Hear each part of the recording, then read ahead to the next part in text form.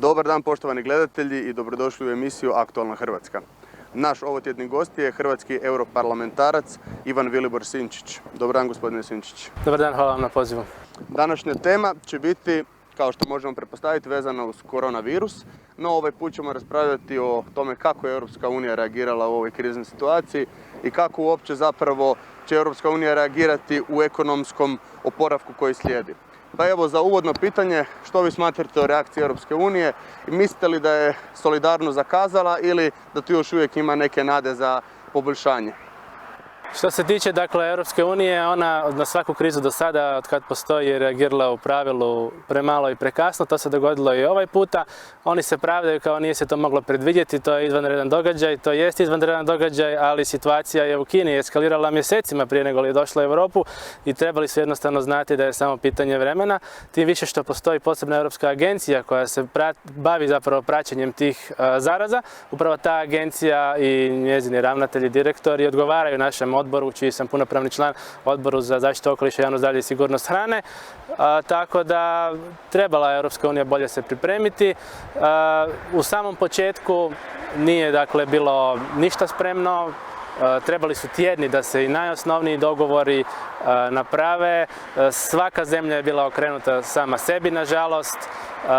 Pokazalo se da to zajedništvo funkcionira samo kad je, ajmo reći, sezona debelih krava, kad je sezona mršavih krava, onda sve je to okrenuto na nekakvoj nacionalnoj razini države unutar same sebe. Sve to poljuljava jednostavno povjerenje građana u cijelu tu organizaciju i to si jedna takva organizacija nije smjela dozvoliti. A evo, zašto?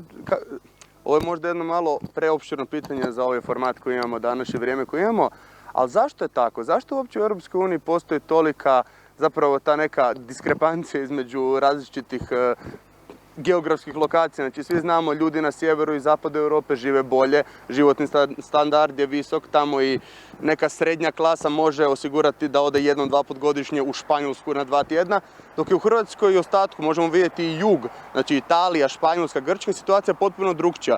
Pa malo van korone, zašto je općenito takva situacija? Je li to možda od početka tako ili se to dogodilo kroz određene promjene? Koji je vaš komentar?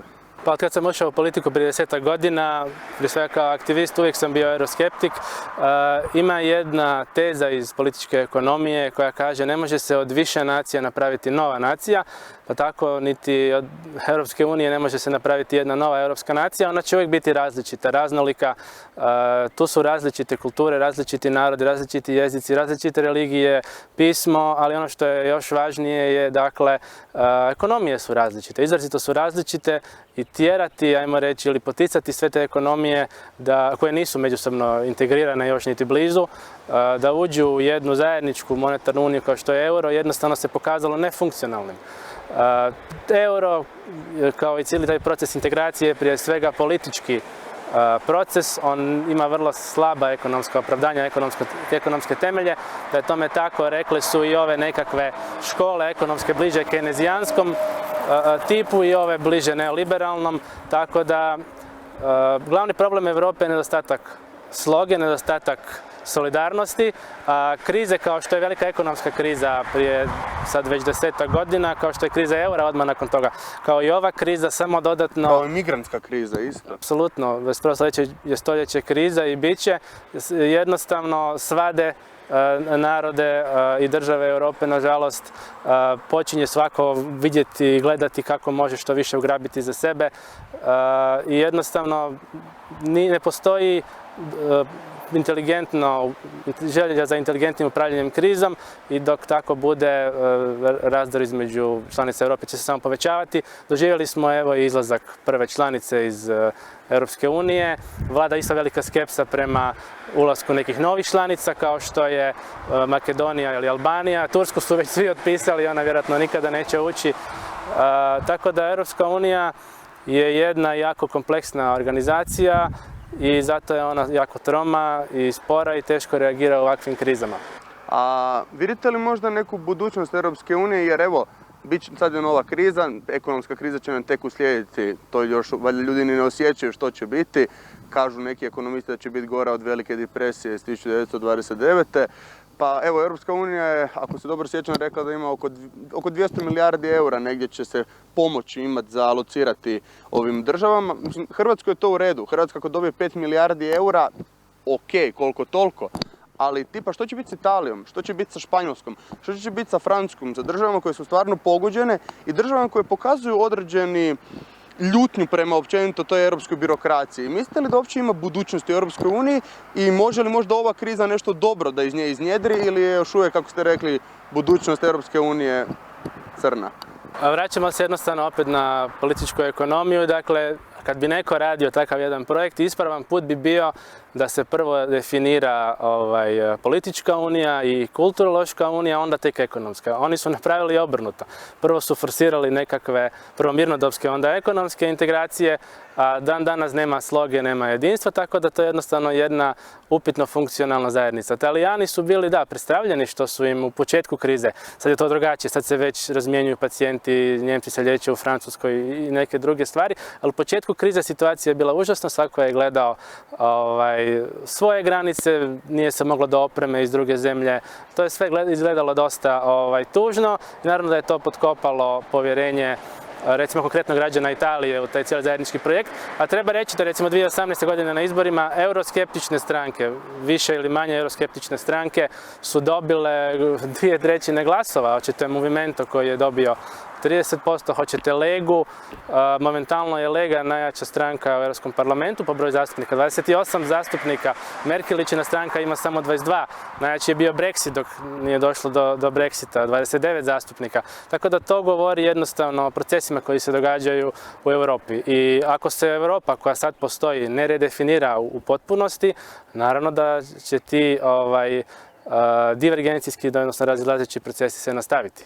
Evo, Europska unija ima taj 2030. plan za prelazak na zelene energije, pa hoće li uopće se to moći dogoditi u tom roku koji je predviđen unatoč krizi koja se dogodila? To je jako veliko pitanje. Europa ima cilj, ima plan da bude do 2050. godine prvi, dakle, energetski, odnosno neutralan kontinent, da smanji emisije za 80 do 100%. To je vrlo ambiciozan plan. U svakom slučaju mi trebamo ići prema obnovljivim izvorima energije. To je dakle neupitno. Svojedobno je došao gospodin Runge Metzger dok sam bio predsjednik Odbora za zaštitu okoliša i prirode u Hrvatskom saboru u posjet Hrvatski sabor. Mi smo ga ugostili pa sam ga pitao je li to ambiciozno ili je to ostvarivo. Oni stvarno vjeruju, kaže, da se može to postići prije, jer prije svega tehnologija, inovacije, poduzetništvo stvaraju, generiraju na razini godine tolika rješenja za rješenje svih tih problema sa emisijama i sa uštedom energije, da kao vjeruju da će to biti i prije. Što se tiče nekakvih političkih odluka, uglavnom su kritike da uopće nema ambicije, odnosno da su mjere preblage, da su prespore. Ti sastanci koji su svake godine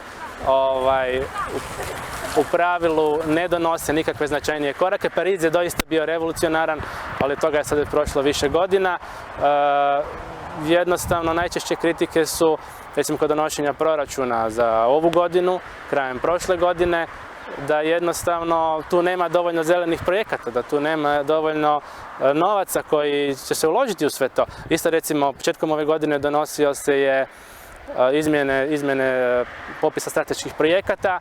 Ogroman broj projekata na tom popisu je iz fosilnih goriva, iz nafte, iz plina i bile su ogromne kritike prije svega od strane zelenih, pa čak i od strane nekakvih tih, ja bih rekao, stranke establishmenta, pučana, socijalista, liberala, da to nije dovoljno ambiciozno. Vidim da postoji određeni sukob u stajalištu između onog što komisija misli, ono što parlament misli. Parlament je hrabriji, revolucionarniji, on osjeća što građani žele, osjeća na kraju krajeva i što nam priroda vraća i oni žele puno brži proces dok komisija sve to usporava i u tom sukobu komisija u pravilu pobjeđuje, ali vidjet ćemo. A evo kad ste spomenuli Europski parlament i sami ste rekli Europski parlament je srčaniji i više znaju što ljudi žele, dok je vjerojatno komisija ipak malo više onako jedno birokratski posloženo tijelo koje se ipak zalaže za interese vladajućih i vlade. Pa ima li Europski parlament možda neku moć da digne Europsku uniju na noge nazad ili je Europski parlament stvarno toliko udaljen od ljudi da neće ni moć nikakve velike promjene pomoći Europskom parlamentu? Što se tiče Europskog parlamenta, mislim da je sjajna stvar što 60% svih zastupnika u Europskom parlamentu su prvi puta tamo izabrani, dakle nisu nikad bili tamo, nego su skroz novi ljudi sa novim idejama i osjeti se na hodnicima tamo da ljudi žele promjene, da žele raditi u tom smjeru, da žele zastupati svoje građane, tako da tu je nekakvo, ajmo reći, koliko toliko demokratsko osvježenje u tom dijelu. Komisija je s druge strane, da, jedno, rekao bih ja, profesionalno, specijalizirano tijelo koje previše jednostavno se oslanja na preporuke industrije, korporacija, prije svega bankarskog sektora. Vidite to kroz njihove prijedloge. Recimo imate situaciju da, što se tiče Europskog patentnog ureda, da je parlament nekoliko puta izglasao da nešto ne smije, a komisija nije godinama to provela. Nevjerojatna situacija, takvu nisam čak niti u Hrvatskoj doživio. Općenito odnos komisije i parlamenta, nažalost, je negativan za parlament. On je podređen komisiji i komisija je, dakle, stavljena u poziciju da je puno važnija, puno moćnija od parlamenta i to nikako nije dobro. Parlament bi trebao biti, kao i bilo kojoj parlamentarnoj zemlji, republici ili kraljevini, bi trebao biti krovno predstavništvo tog naroda, tog stanovništva i trebao bi kontrolirati komisiju, trebao bi mijenjati članove komisije kad bi htio. Međutim, u Europskoj uniji to je nažalost obrnuto i tu se javlja sve više taj procijep isto i zato i ja volim često reći da jednostavno vlada deficit demokracije u Europskoj uniji i da je to još jedan od razloga zašto dolazi do tolikog euroskepticizma. Ne može, ako smo mi kao zastupnici ili neko iz svoje zemlje kao zastupnik se zalaže za određene mjere, ne može onda komisija reći mi ćemo ipak kako mi hoćemo. To jednostavno nema smisla. Evo, da se malo vratimo na temu korone, jer ipak je to centralna tema ovih mjeseci. Puno ljudi zapravo počinje smatrati da je korona jedan umjetno napravljen virus i ljudi dosta čak podržavaju tu teoriju. Neki govore da je napravljen u Kini, neki govore da je napravljen u Americi, no proširuje se na kraju po cijelom svijetu. Pa što vi mislite, koji je vaš komentar na te zapravo izjave ljudi da je korona umjetno stvorena? Pa mislim da se ništa ne smije isključiti. Svijet se jako brzo i jako radikalno mijenja iz godine u godinu. Puno brže nego ikada prije, ne samo društvo, nego i klima, što god hoćete. I doista se ništa ne može isključiti. Biološko ratovanje ne smijemo isključiti. Mislim da je najgore u ovoj situaciji postaviti se, ajmo reći, u rov, odnosno fundamentalno. Ne, to sigurno nije. I bez obzira na sve tvrdnje ili činjenice, to sigurno nije. To je najgori mogući stav. Trebamo imati otvoreni sagledati argumente, naravno uvijek na bazi znanosti, slušajući ljude koji najviše o tome znaju, koji cijeli život se time bave i onda donijeti odluku. I mislim da je dobro da se takva rasprava povlači i da će na koncu se doći do istine. A evo, kad smo već i krenuli, ajmo ih tako nazvati, teorije zavjere, iako to ima neku konotaciju negativnu često, ali htio bih vas upitati zašto su ljudi općenito toliki pobornici teorija zavjere? Zašto ljudi imaju toliki interes? Naravno, zanimljivo je, ali danas ljudi stvarno nekako i sve više traže neke odgovore u tome, pa ako biste isto možda mogli osvrnuti na ove tvrdnje da je 5G mreža nezdrava, čak neki u Srbiji povezuju i u svijetu sa koronavirusom, pa evo, što mislite vi o tome? Što se tiče teorija zavjere, ljudi jednostavno, kako im je dostupno sve više materijala i sve više informacija, naravno traže svoja neka objašnjenja za neke stvari i treba doista svako kritičkim razmišljanjem sagledati što više informacija i ono što je pouzdano kritičkim pogledom naravno prihvatiti. Što se tiče, konkretno ste rekli, 5G mreže, 5G mreža je nadograđena postojeću 4G mrežu. Moram reći da sam dio jednog tima u Europskom parlamentu koji se bavi zdravstvenim, okolišnim aspektima 5G mreže. Morate znati da mobilna telefonija postoji tek nekoliko desetljeća, ajmo reći 3 desetljeća u nekoj masivnoj upotrebi. Prva je naravno bila u zemljama zapada, pa sada je već posvuda. I standardi zaštite od tog neionizirajućeg elektromagnetskog zračenja su postavljeni 1998. godine na temelju vrlo malog broja znanstvenih radova i čak to tijelo međunarodno, ICNIRP se zove, je reklo da oni nemaju dovoljno radova te 98. godine da bi sagledali cjelokupnu sliku. Sad u tih 20 godina mnogo je znanstvenih radova napravljeno. Neki tvrde, ti znanstveni radovi, da takva zračenja, dakle, kakva koriste mobilne mreže, mogu dovesti do uništenja DNK, pa samim time može ići, dakle, to prema raku. Mislim da takve tvrdnje ne smijemo nikako unaprijed odbaciti, nego da trebamo sagledati sve znanstvene radove i sve činjenice. Usput rečeno, taj ICNIRP, to tijelo, nije nikakvo tijelo Ujedinjenih naroda, niti je nikakvo tijelo, ne znam, neke vlade. To je jednostavno kao udruga, privatno, ja bih rekao čak korporativno tijelo, ljudi koji su sami sebe imenovali i trebali bi zapravo propitivati i njih i njihove stavove, jesu li možda pod utjecajem korporacije. Ja osobno smatram da neki od njih jesu, jer su radili u tim telekomima. Zato mi se jako sviđa što je 250 znanstvenika potpisalo jedno pismo, peticiju prema Ujedinjenim narodima.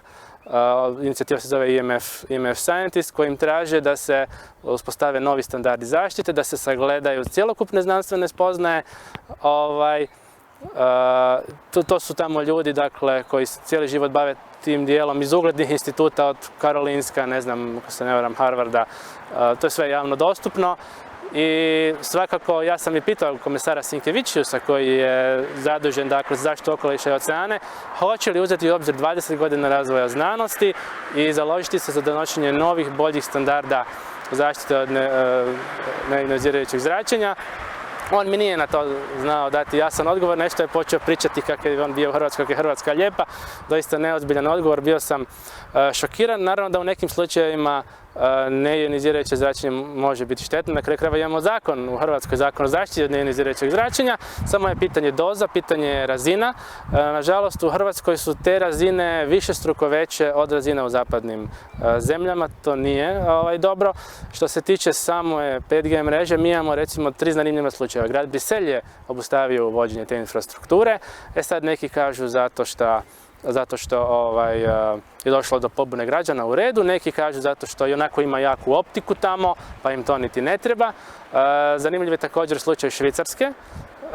Naime, Švicarska, prava riječ bi bila baš je obustavila, ne odgodila ili nešto drugo instalaciju, odnosno uvođenje 5G mreže. Zašto? Zato što je njihova federalna agencija koja se bavi reguliranjem tih pitanja rekla vi možete instalirati 5G tehnologiju, ali unutar postojećih standarda zaštite od zračenja. Pošto su ti standardi jako striktni, građani ih nisu htjeli mijenjati, sad bi telekomi trebali se njima prilagoditi. To je tehnički nemoguće, pa se ni 5G mreža ne može tu unijeti. Niz kantona u tome sudjeluje, od Ziricha, ne znam, nekih drugih. I slučaj Slovenije, naravno. Nedavno je vlada htjela raspisati natječaj za dodjelu koncesije na frekvencije za taj 5G pojas.